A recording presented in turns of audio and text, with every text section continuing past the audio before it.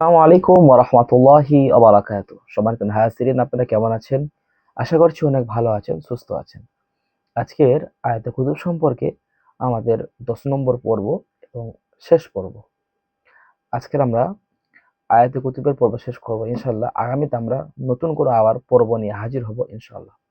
আজকে আমরা আলোচনা করব এই আয়াতে কুতুবের মাধ্যমে আপনি আপনার মনের আশা কিভাবে পূরণ করবেন এবং মনের ইচ্ছা আপনি কিভাবে পূরণ করবেন। এর জন্য আপনি অনেক আল্লাহর কাছে দোয়া করেন, দোয়ার মাধ্যম ঠিকঠাক হয় না, কবুল হতে চায় না, বা বিভিন্ন রকম পেরেশানি। আপনার মনের একটা ইচ্ছা, মনের মানুষের কাছে পাওয়া, আপনার স্ত্রীর বিষয়, স্বামীর বিষয়, স্ত্রীর ভালোবাসে না, স্বামী ভালোবাসে, সমস্ত অভিযোগ আল্লাহকে চাইলে করতে পারবেন ইনশাল্লাহ। আর যদি আপনি এটার মাধ্যমে লাগান ইনশাল্লাহ, আপনার দ্রুত ইনশাল্লাহ এই কাজে আপনি ফলাফল পাবেন। মানে কি করবেন? আপনি সারাদিন যে কোনো সময় এবং সারা রাতে যে কোনো সময় যখন নামাজ পড়া জায়েজ, আপনি ২ রাকাত সালাতুল হাজাতের নামাজ পড়বেন। ২ রাকাত সালাতুল হাজাতের নামাজ পড়বেন। সালাতুল হাজাতের নামাজ পড়ে আপনি এই যে আয়াতে কুতুব ৪১ বার পড়বেন। পড়া কমপ্লিট হবে। আপনি আল্লাহ সুবহানাহু ওয়া তাআলার কাছে দুটো হাত তুলে দোয়া করবেন, মোনাজাত করবেন।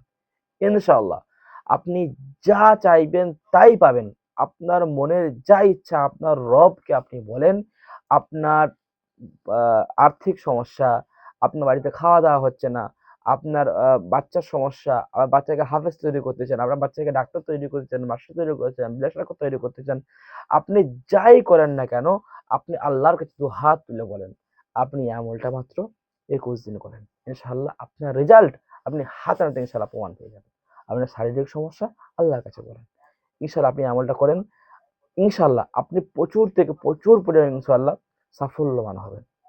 আজকের ভিডিও এই পর্যন্ত ছিল। যদি ভালো লাগে আপনি সাবস্ক্রাইব করে সাথে থাকবেন নতুন ভিডিও পাওয়ার জন্য, এবং এটাকে আরেকটা ভাইয়ের কাছে শেয়ার করে দেবেন।